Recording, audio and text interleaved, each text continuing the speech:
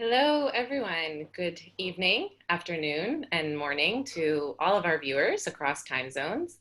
My name is Adina Vogel Ayalon, and I am J Street's Israel Director, joining you today from Tel Aviv. It is my pleasure to moderate this call today with Israel-based journalist Neri Zilber on the current politics in Israel today around annexation. We at JStream have been following this issue very closely, and this JStream call today is another one in a series of webinars that we have held exploring the politics and consequences of an impending unilateral annexation of the West Bank. So I encourage all of you to check out our prior conversations and resources on this topic that we have compiled on JStreet's Stop Annexation page on our website, which is jstreet.org/stop-annexation. Today is June 16th, and we are just about 2 weeks away from the July 1st date that the Netanyahu and Gantz government has set in the coalition agreement to begin annexation.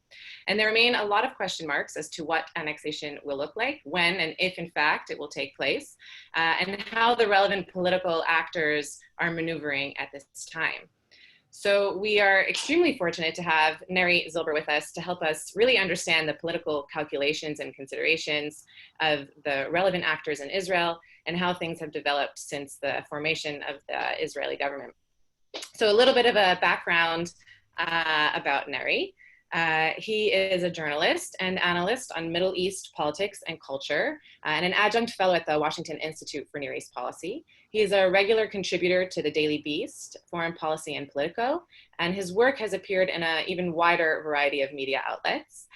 In addition, he is also the co-author of State with No Army, Army with No State, Evolution of the Palestinian Authority Security Forces, and a contributing author on Israel's social protest demonstrations for the Occupy Handbook, a chronicle of the global Occupy movement. As you can tell from his bio, he is an extremely versatile journalist and analyst, and we're fortunate to have him with us today to talk about the politics in Israel around annexation, but we know that he has the ability and expertise to talk about a lot of other topics as well. Thank you, Neri, for being with us today. And I want to just say before I jump into the moderated Q&A that if you have any questions, please feel free to put them into the Q&A box at the bottom of your screen. And we will address them or try to address as many of them as possible later on in the conversation. So I will start with the first question and ask you, Neri, to give us a bird's eye view of the current political moment in Israel, giving us somewhat of an overview of the major annexation related events that have occurred since the formation of the government, and what you think we can expect from political leaders in the next 2 weeks as we inch closer to the July 1st date. Sure. Well, first of all, thank you, Adina, and thank you, J Street, for having me on. It's a pleasure to be with you all today, and I hope everyone has been safe, especially in the States over the last few weeks and months. As you mentioned, I'm here in Tel Aviv. Situation is a bit different, at least pandemic-wise, but maybe politically in terms of annexation, great deal of uncertainty. I know this is a topic that we're discussing today. We don't even know really if it's going to happen. We don't know when it's going to happen, and we don't know what it actually look like. So if, when, and what is still unclear, but hopefully through the talk today, I'll give the audience and the listeners and the watchers a bit of a frame of reference for what we're looking at as we move forward into the weeks ahead. So, I mean, just off the top, if it will happen, where did the annexation come from? I think, as we all know, this was put forward over the past year and a half during Israel's seemingly endless election campaigns, 3 straight elections here in Israel over the past year and a half. And Netanyahu really put it forward initially as a campaign promise. And everyone really viewed it as this kind of, campaign promises aren't unique to Israeli politics and aren't unique to Israeli politicians. Sorry about the background noise, Tel Aviv. But really, everyone kind of dismissed it. They dismissed it. It's an election promise. It'll go away. And what we had coming out of the last and most recent election Sorry, 1 second.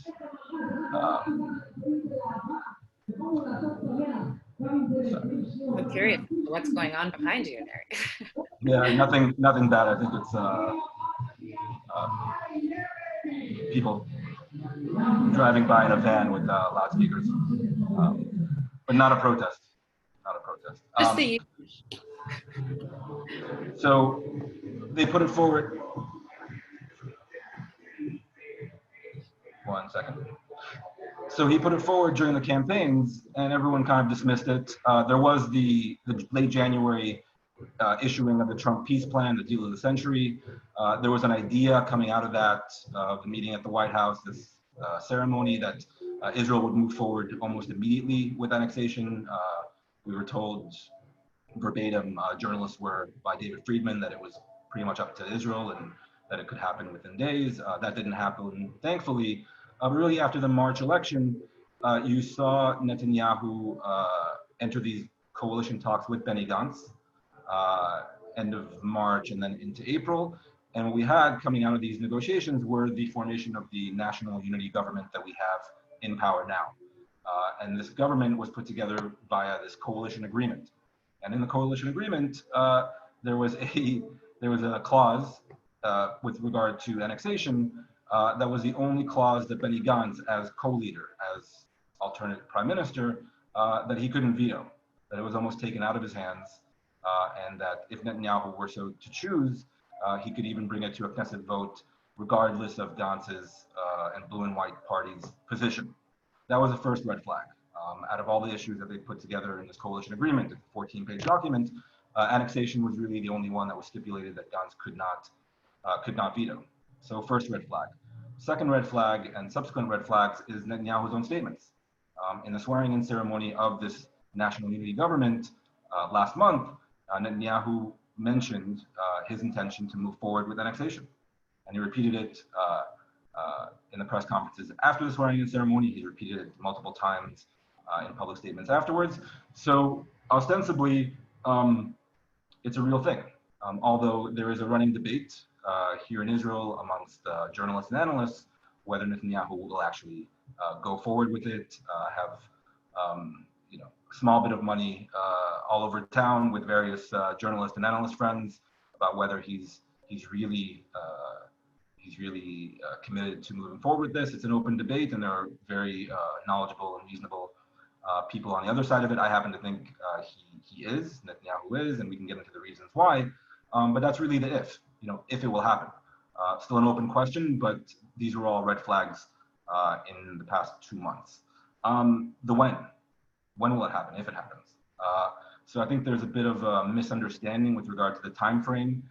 In the coalition agreement that I mentioned, June 1st was not a deadline. It wasn't this kind of day that annexation would commence in government and in the Knesset. Rather, per the wording of the coalition agreement, that now has the option of moving forward with annexation after June 1st. So he couldn't do it before June 1st, but he can do it after June 1st. And I think that's an important distinction. July, right? It's July. Oh, right. July, sorry. Time has no meaning during Corona. Yes, July 1st. So that's also an important distinction to make, because a lot of people are looking at this looming date as, well, if it doesn't happen on that date, then Netanyahu wasn't serious and it's, crisis averted. You have even Likud officials in recent weeks saying that it could happen within weeks or perhaps months after July 1st. And so you're really looking at the July to September timeframe. And this is by statements by Likud officials, and even Netanyahu has started alluding to that it won't happen imminently. So that's also in regards to the when, something to keep in mind. But the real question is the what. So if they actually move forward with this annexation gambit, what will they actually annex? Initially, per the details of the Trump plan of January, they greenlighted essentially Israel being able to annex all settlements in the West Bank, which is roughly 30% of the entire West Bank. That's per the Trump plan. And Netanyahu during the campaign said his intention was to annex all the settlements, or as he calls it, apply Israeli law or Israeli sovereignty over the settlements in this territory in the West Bank. Annexation means the same thing. It's a distinction with no real difference. So the what is still in question. It's still in question, and we find ourselves at the moment with the more likely scenario of not annexing all the settlements and all this 30%, which I never really viewed as particularly credible because of the political implications and diplomatic implications of actually doing that, but something quote unquote a bit more conservative. And to my mind, what they're negotiating now is perhaps the settlement blocks and maybe a settlement farther afield, perhaps Bet El or Kiryat Arba or something along those lines that are outside the blocks and beyond the security barrier of the wall, to kind of assuage the settlers that it's not just the blocks. And the Jordan Valley, as we all know, is a real red flag for its implications with relations with Jordan and the peace treaty. But really, when I say negotiations, it's Netanyahu now negotiating with Benny Gantz and Foreign Minister Gabi Ashkenazi with the mediation of U.S. Ambassador David Friedman, trying to come to some kind of consensus to move forward with the annexation bid. And that's kind of where we are prior to July 1st. Thank you so much, Neri, for giving us that overview as to how we got to where we are today. I wanted to ask you to touch on the motivations and political considerations of the three main actors here that you've laid out. And I say three, combining Gantz and Ashkenazi sort of into one actor, which I don't know if that's fair, but I'd love for you to sort of expand on that. And specifically Netanyahu, Trump, and Gantz and Ashkenazi. And while discussing their motivations and considerations, sort of zoom into the Gantz and Ashkenazi consideration in terms of both of them being former chiefs of staff of the IDF and understanding the repercussions that unilateral annexation could have on Israeli security and stability, and why they seem to, at this point, be going along with this plan, or even agreeing to, as you laid out, the red flag of no veto within the coalition agreement. Right. So if we have the if, when, and the what, this is really the why. Arguably the most important question. Why go ahead with something like this? We all know the potential implications. We all are seeing and following the international outcry from almost all quarters. So the why. You have Netanyahu, and then you have Trump, and then you have Gantz and Ashkenazi. I think I would argue in that order.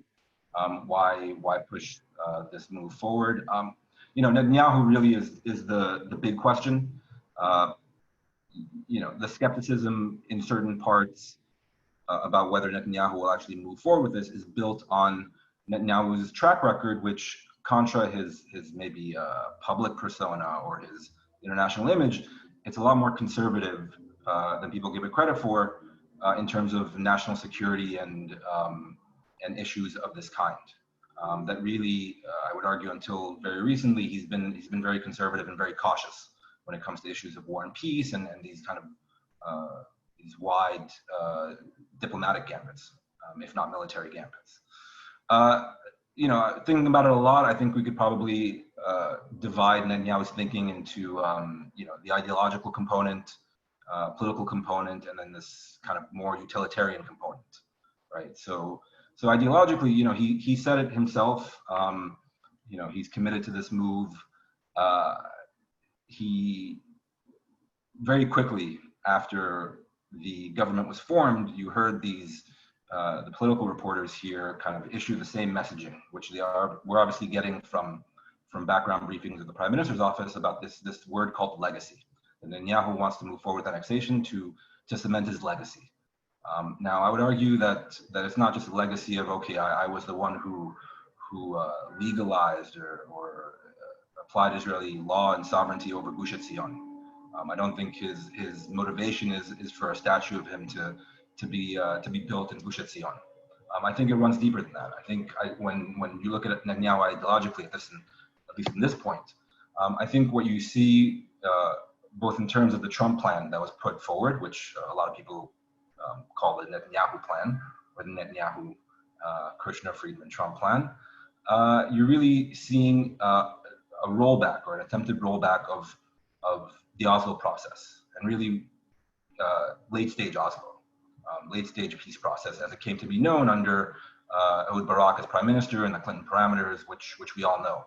And so I think Netanyahu was trying to roll back what Oslo became, what the peace process became, to something more akin to what Rabin signed in 1993, and the Oslo II in 1994, and even going back further for those interested in Israeli history, the Alon Plan of the late 60s and early 70s, meaning that there is not going to be a full withdrawal or even a major withdrawal from the West Bank.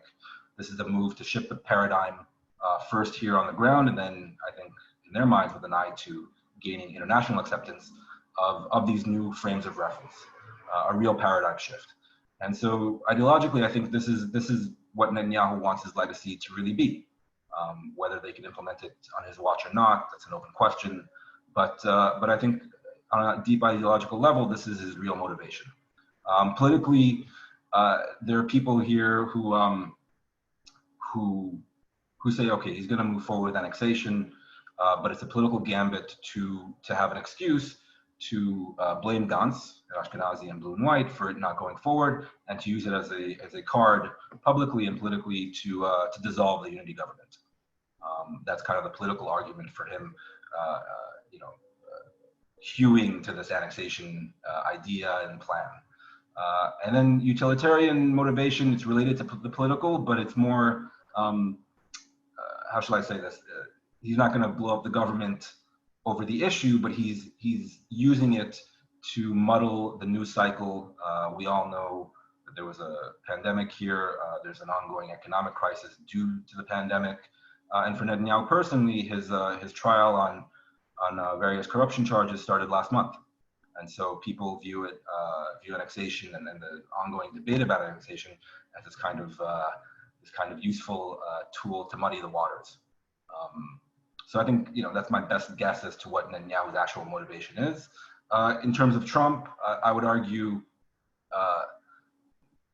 it's obviously political, as many things are with the Trump administration. Obviously, November 2020 is coming up very soon. When people talk about annexation in Trump political terms, they often pinpoint, well, it's he wants to get out the evangelical and pro-Israel vote back in the States. To my mind, I would argue something slightly differently. I think he wants to perhaps move forward or allow Israel to move forward with annexation to create a wedge issue vis-a-vis Joe Biden and the Democratic Party. In other words, it's not so much a mobilization tool, but a kind of hard political tool to use against the Democrats in a very tight election.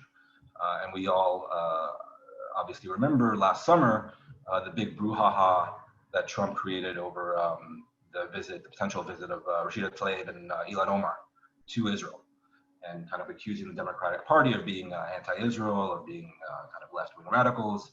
I wouldn't put it past Trump to perhaps seize on the annexation issue and say, look, there's a wide consensus, at least politically in the top of the government in Israel, for annexation.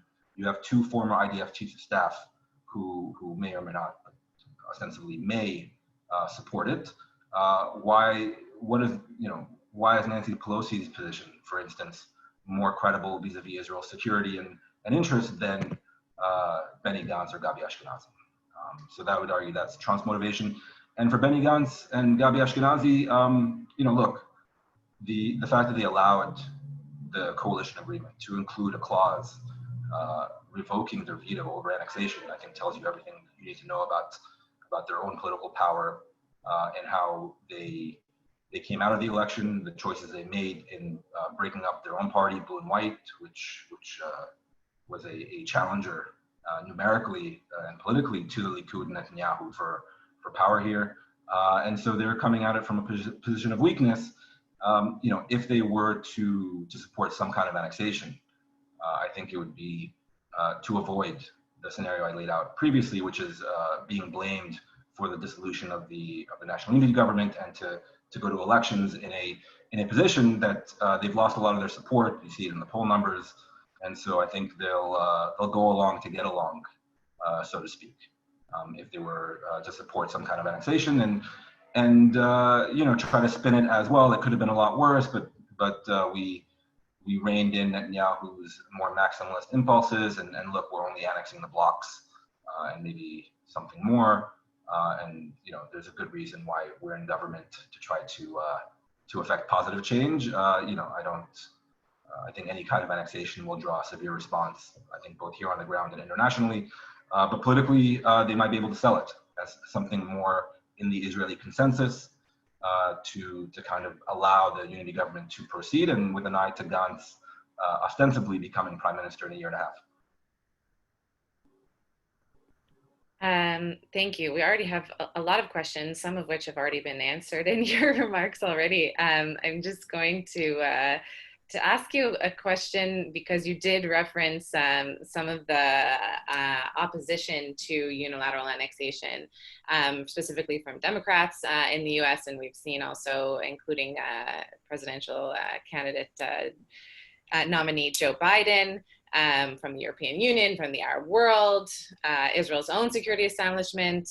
There's, a great volume of criticism of unilateral annexation. And I'm curious, in light of what you said about each person's political considerations and motivations, how do you see all of this criticism as having an impact, if it does have an impact, or in what way could it have an impact potentially on their calculations moving forward? Well, look, we don't know because there isn't a plan or even a real kind of intention to do X yet. I think a lot of the opponents of annexation, whether here in Israel or internationally, are hoping it doesn't happen and that their warnings will be heeded. And so I think, on the face of it, it may have an impact, especially once, you've seen a little bit of anonymous senior security officials warning of the implications of annexation. I think that will grow as July 1st comes nearer and annexation perhaps becomes more real. I think for Gantz and Ashkenazi, as I mentioned, it could have an impact, but they might have let's say bigger political issues at hand, and so they might be closed in terms of their maneuver room to potentially say no or publicly oppose annexation, although that's not out of the realm of possibility just yet. For Netanyahu, look, if you're sitting in the prime minister's office and you look around the world, you see Europe tied up with the pandemic. You see America dealing with the pandemic and obviously the Black Lives Matter and the protest movement in the States, to say nothing of the Trump administration actually being in power. So you have their support and their veto at the UN Security Council.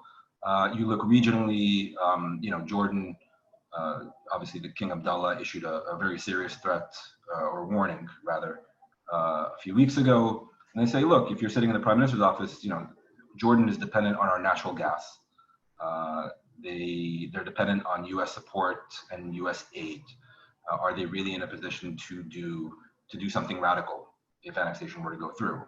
Same thing with Egypt, in terms of the support the Sisi administration perhaps is seeking inside Washington at the moment, and in terms of the support Israel gives them in the counterinsurgency in the Sinai Peninsula against ISIS, and on down the line.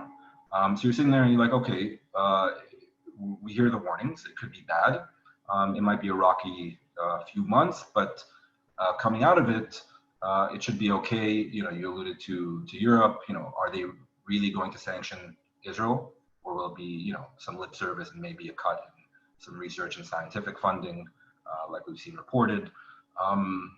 So it's an open question, and what we haven't talked about is the Palestinian reaction, which to my mind is arguably the most important thing, because it's here.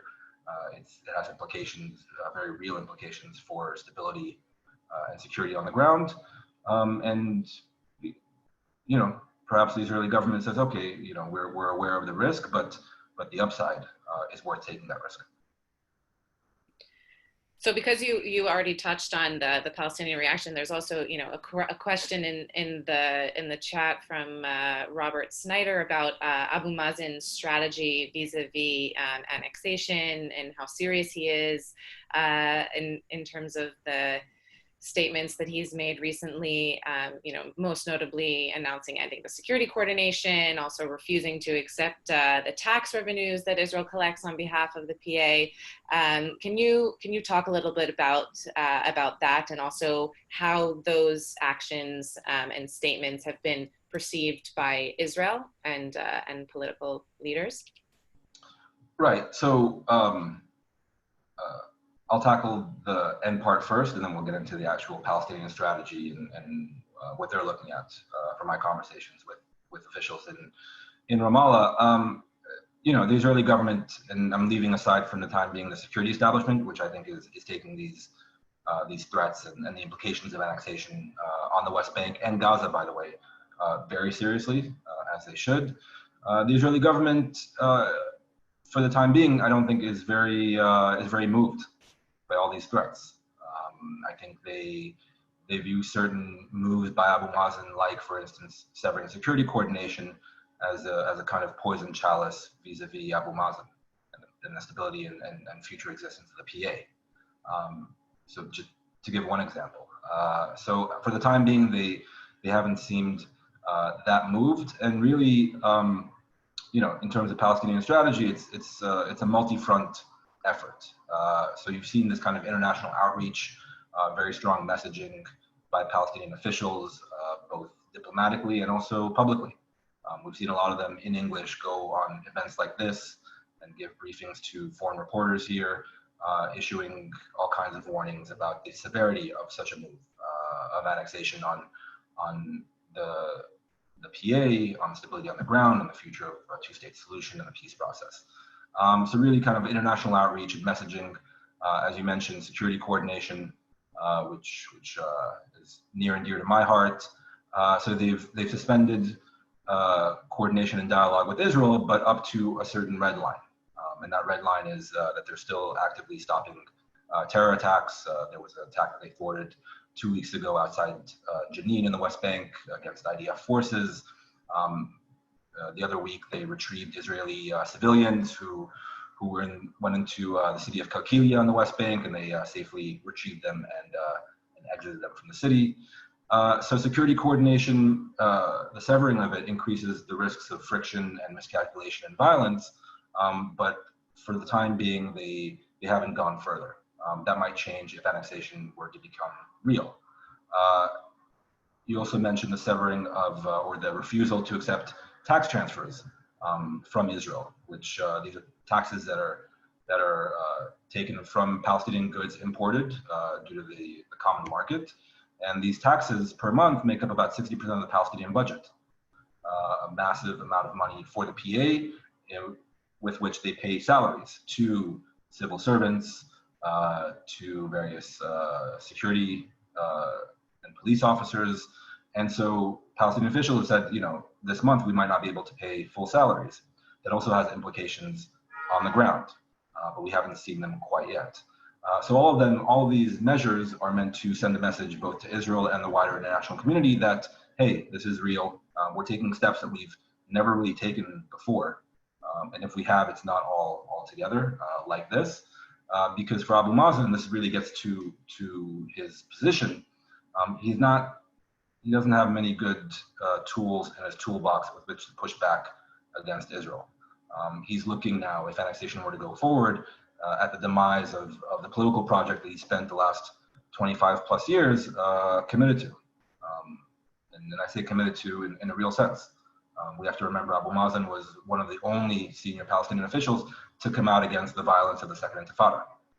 We should also remember that in the Rose Garden ceremony of 1993, Abu Mazen, in a literal sense, has a signature on the Declaration of Principles, on the Oslo Accords. And so he's looking at this as perhaps the end of the potential of a real peace process and a two-state solution, and he has to push back.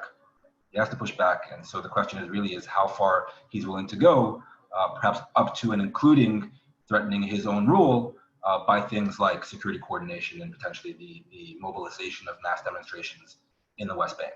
I don't think we're going to look at what we saw under Yasser Arafat certain moments in the 1990s and the early 2000s, definitely in the Second Intifada, of actively encouraging and arming militant groups to conduct terror attacks. I don't think Abu Mazen will ever reach that point, but mass demonstrations is possible. That could have an impact on Israeli thinking.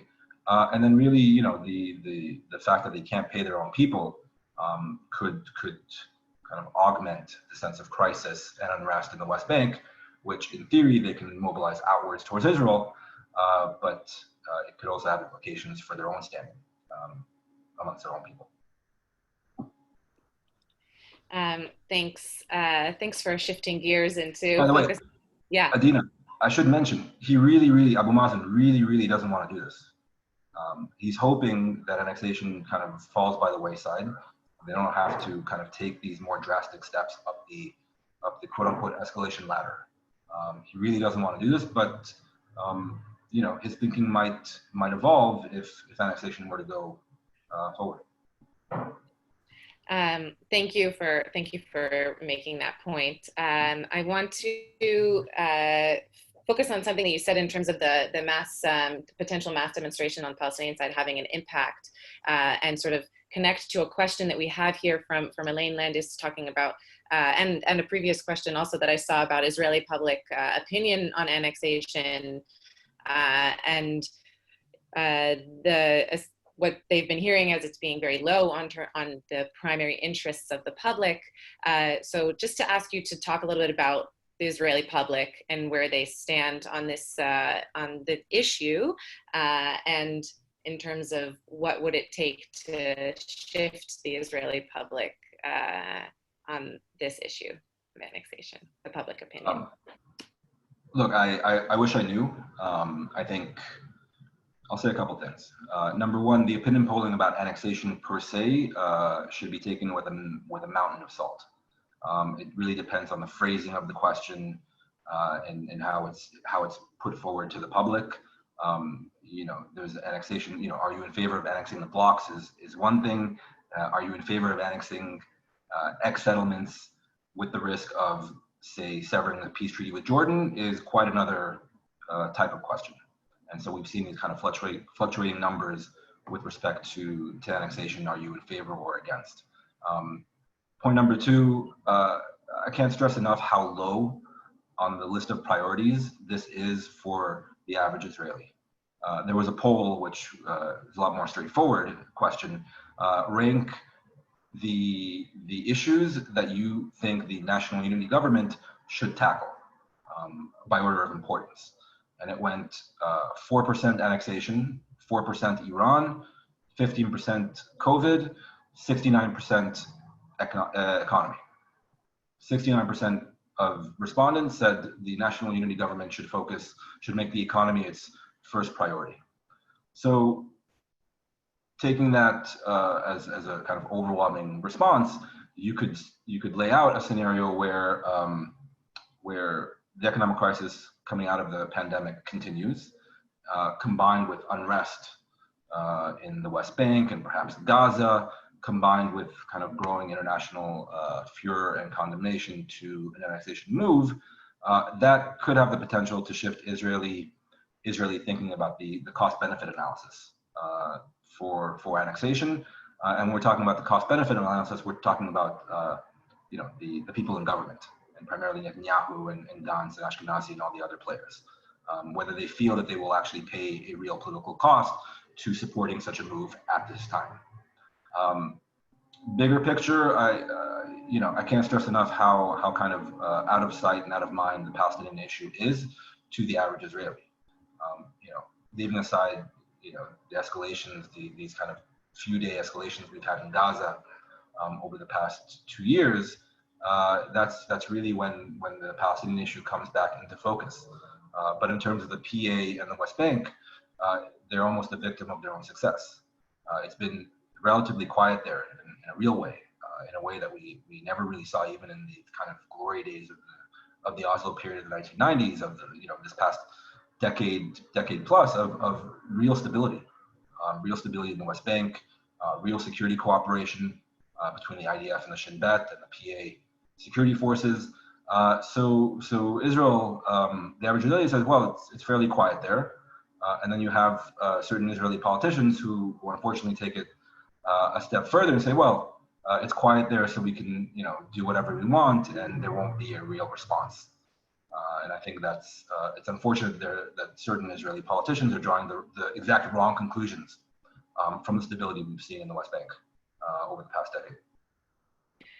And just connecting to that, we have a question from Jonathan Levine, which is touching on Gaza and saying how the supporters of annexation refer to the period after the withdrawal from Gaza as a time when Palestinians increased their attacks on Israel.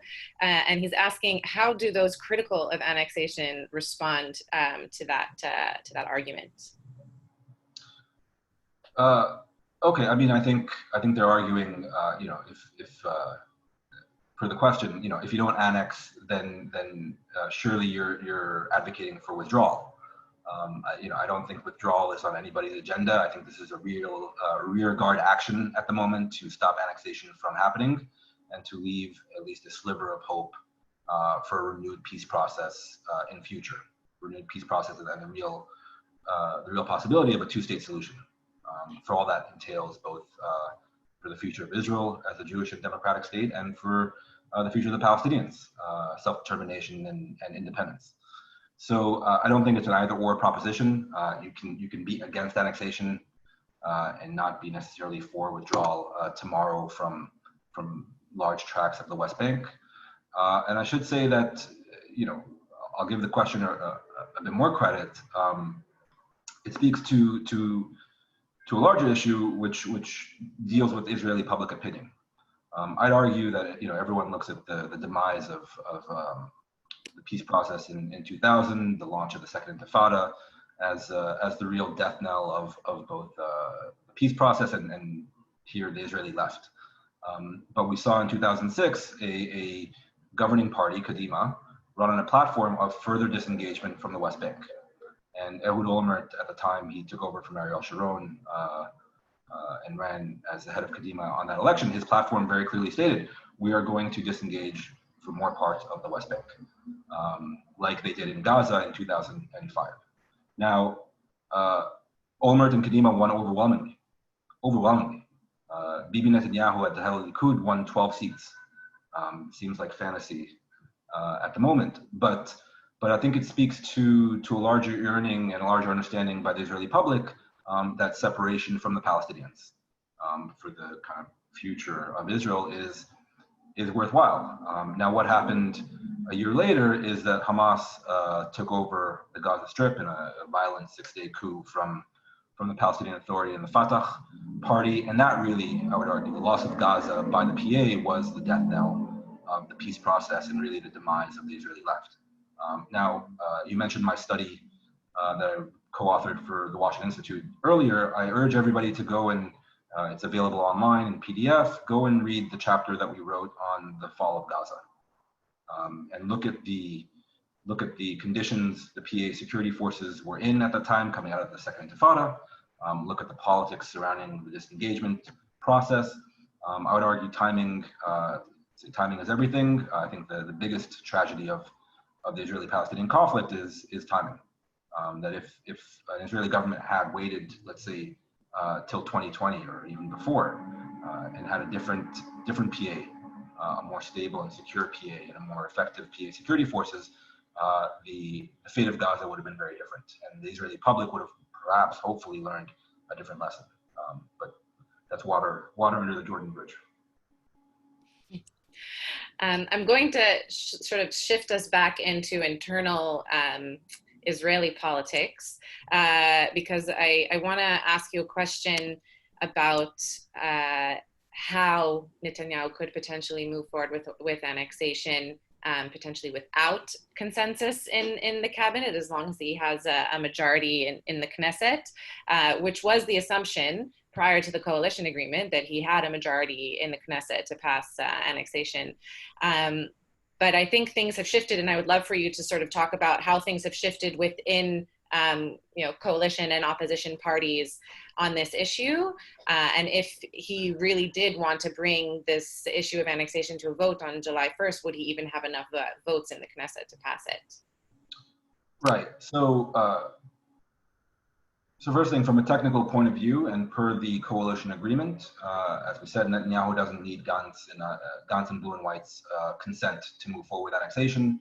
That he can take it from, let's say, a government or cabinet decision and place it straight to the Knesset for an up and down vote. And we'll get into the kind of the potential votes for and against in a second. So he doesn't really need the consent of Benny Gantz and Blue and White. The Trump administration, at least for the time being, has made Gantz's consent condition for moving forward with annexation.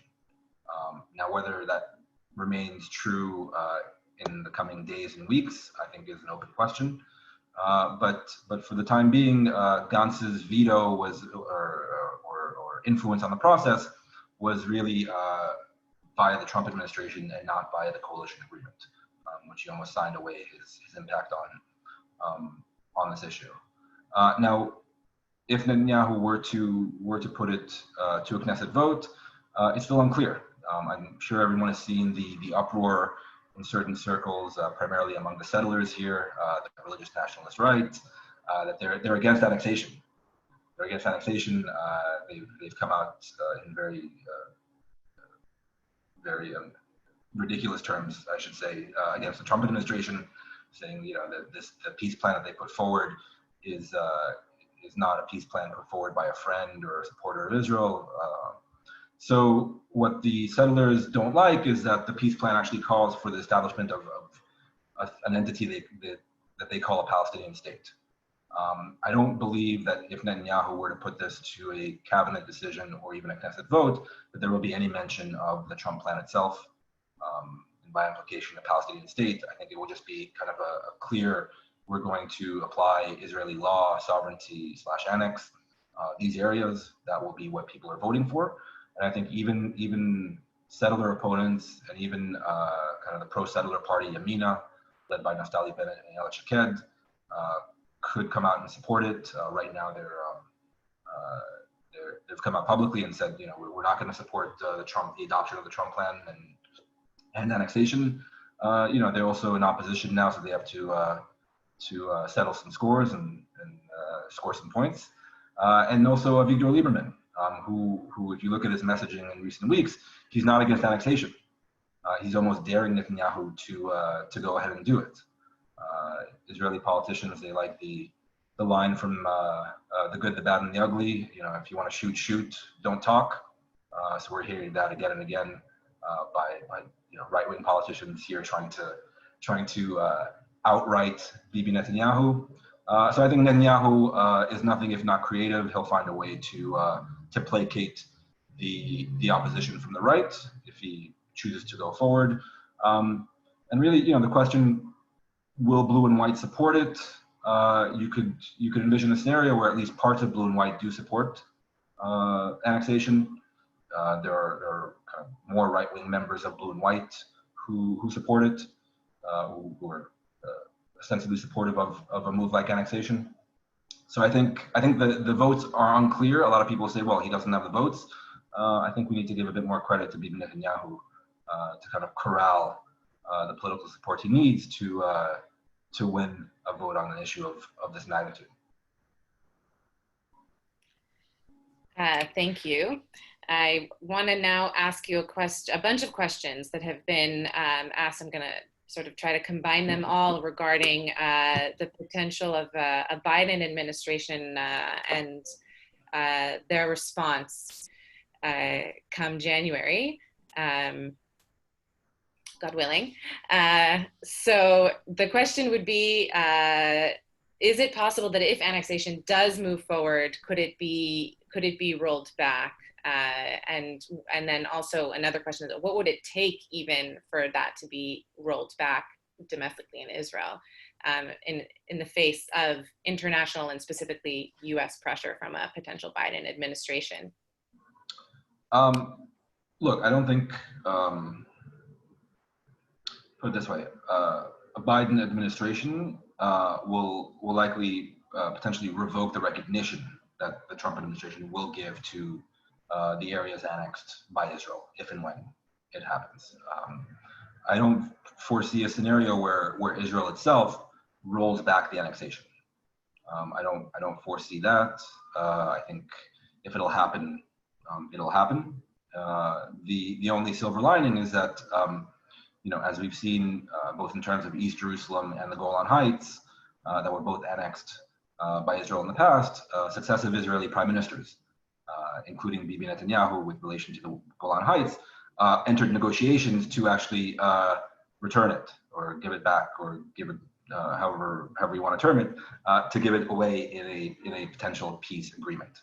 So I think the silver lining is that in terms of, okay, if they move forward with annexation, is it quote unquote reversible?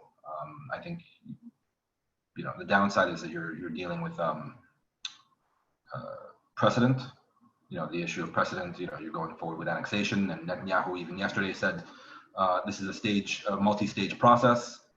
I think trying to placate the settlers. So they move forward with, let's say, annexing the blocks and perhaps a bit more, and they gauge the international response. They gauge the response on the ground. Maybe it's not as bad as people thought it would be, and then they kind of move forward with more annexation. I think that's the real risk. But again, it goes back to for instance, the political calculations of someone like Gantz or Ashkenazi and Blue and White. The settlement blocks themselves are in the consensus, quote unquote, amongst the Israeli public. They have been retained by Israel in past negotiation rounds with the Palestinians. So Gantz and Ashkenazi can get up there and say, when the time comes, look, we're not foreclosing the option of a two-state solution. We're not against peace talks. We're not even potentially against the Palestinian state. It's all in there in the Trump plan that we endorsed, and so they're going to try to perhaps bludgeon the international response or the international criticism of such a move.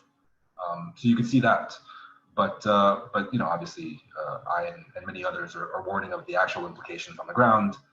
The precedent it would set, the response by the Palestinian side. So all negative.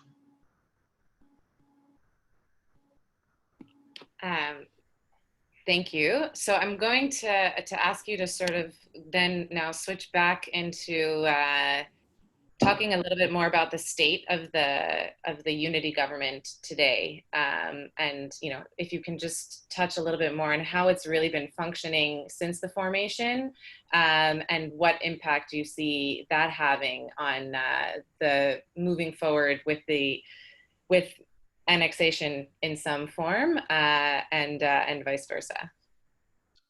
Right. Well, this unity government was sworn in, I think, a month ago exactly. It was billed initially, and still ostensibly, as a national emergency government to tackle the corona crisis. It's not clear to many Israelis that this is the #1 priority on their list. That you have demonstrations on the streets now of artists and other people in culture and independent contractors who are very upset that they're not getting more support from the government. Late yesterday, the government allowed the emergency regulations governing the corona restrictions to lapse because they were too busy passing what they call here a Norwegian law, which would allow Blue and White to have more members of Knesset in Parliament. I'll spare you the details, but this is a kind of a deep-weeded parliamentary procedure that's beneficial for Blue and White. You see reports of Netanyahu wanting to reopen the coalition agreement to ensure that the Supreme Court can't disqualify him for the term of the new unity government, and so on and so forth. It's a unity government that's the largest in Israeli history. Dozens of ministers at a time when many Israelis don't have a job and are having a difficult time making ends meet.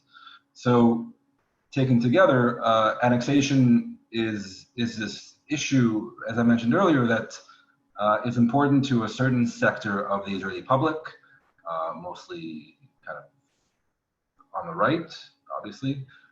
People keep talking about it, and it's eating up a lot of bandwidth by the government, but it's unclear to me, given everything else going on, that it's a real political winner, kind of broadly speaking.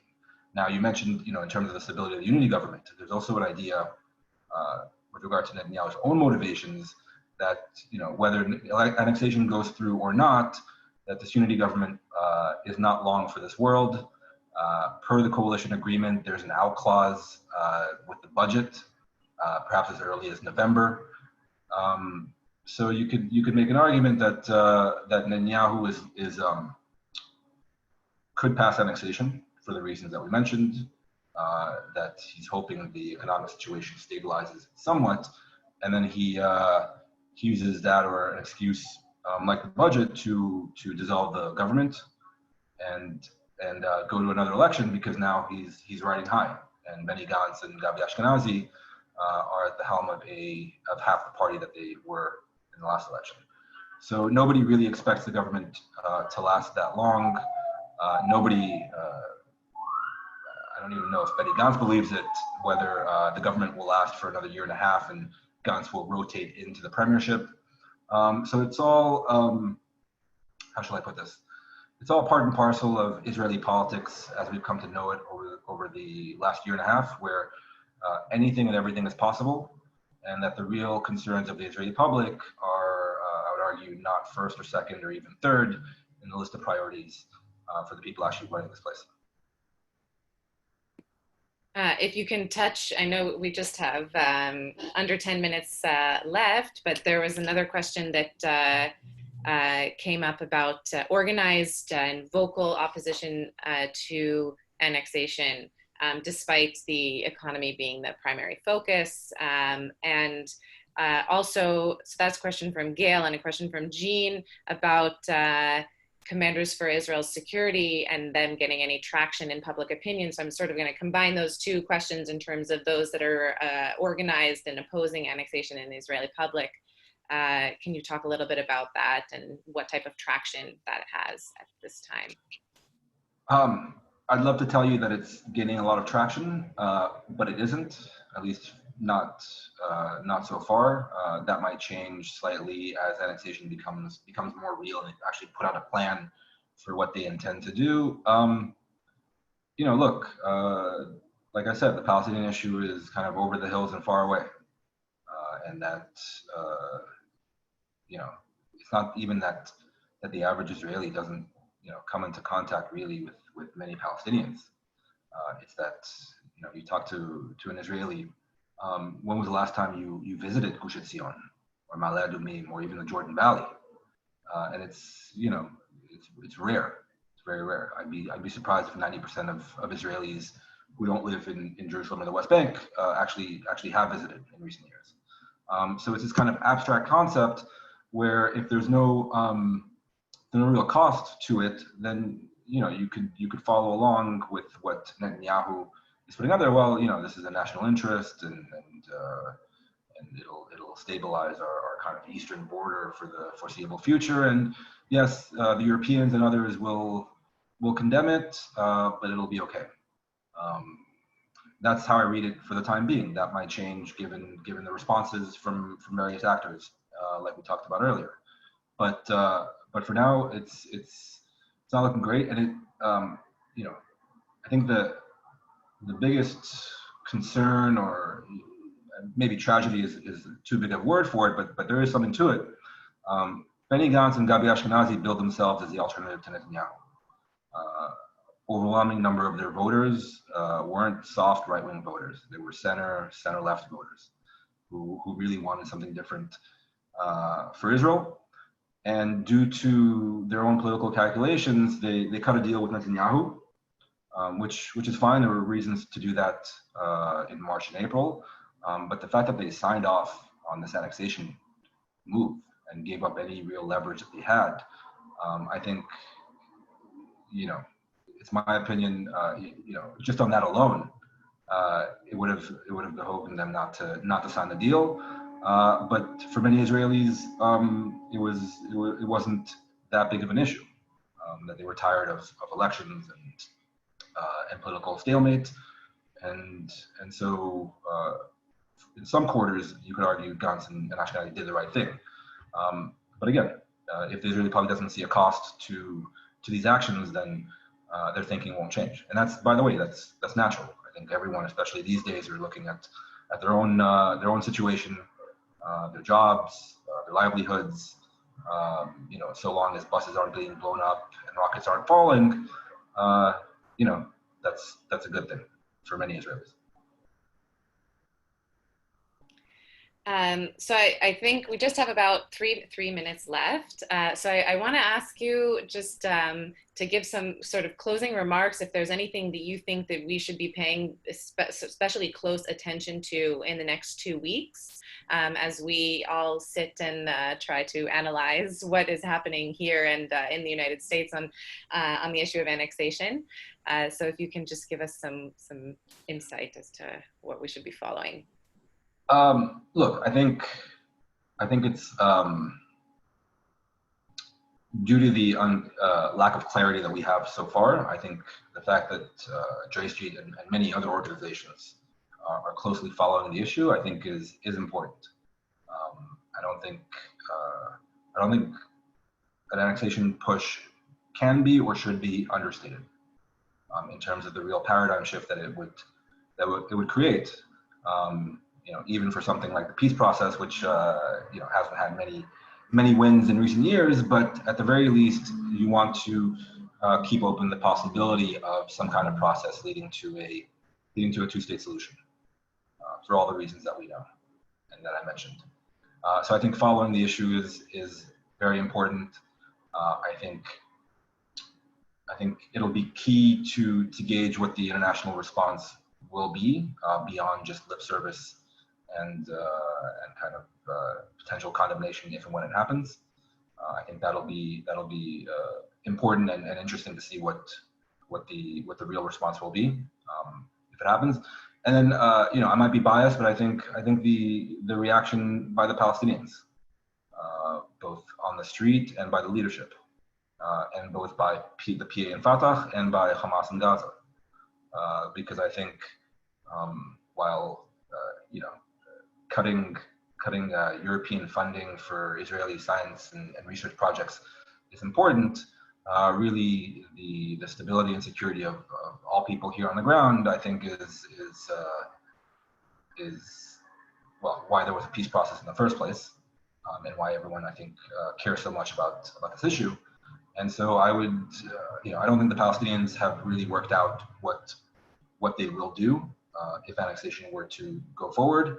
And I think it should concern all of us, if and when it happens, what the implications on their end would be for the changing calculus, right?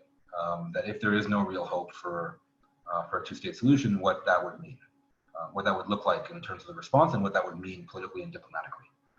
Everything ranging from what we've heard from them, the dissolution of the PA, which they've issued in the past. I don't know how really credible that is, although I think everything is in play, to the opposite, which is kind of the reaffirmation of Palestinian statehood and kind of trying to draw clear boundaries and proverbial walls over their areas of control in the West Bank, and try to kind of gain recognition from various international actors to that, and combined with mass demonstrations in the West Bank, what that would mean, what that would look like, including a response from Hamas and Gaza, which would love nothing more than to see the West Bank destabilized, to have Abu Mazen's political program go down in flames, and to kind of add fuel to that fire via an escalation from Gaza.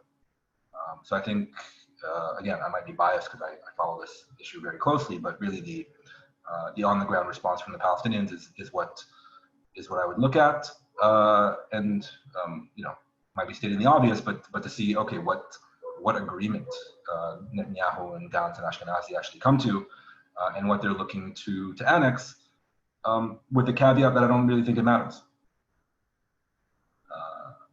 I don't really think it matters if it's just the blocks, or it's the blocks plus a little bit more. The Jordan Valley, I would argue, is a bit separate. That has implications for Jordan, the peace treaty. But that's what we're looking for. That's what we're looking at the moment. And if you're still confused even after this talk, that makes two of us, because even people who do this for a living, who follow this every day, still don't have that much clarity on what will actually happen. Well, thank you, Neri, and also thank you for the honesty, because I do think that this whole situation is very confusing, and things are changing, and it's hard to try to really understand what all of the motivations are and why people are acting the way that they're acting. But I do think that you've been really excellent in helping us understand the political calculus of everything that is driving the relevant political actors towards on this issue. And I really, really thank you for your time, also your ability to provide insights on the Palestinian angle as well.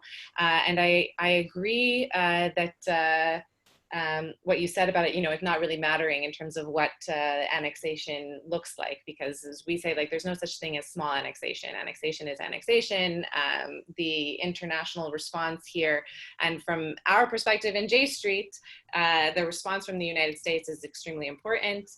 So I want to thank anyone who's been on this call or who's watching us, who's been engaged in our advocacy efforts as part of J Street's Stop Annexation campaign, and amplifying voices of the pro-Israel, pro-peace, pro-two-state constituency.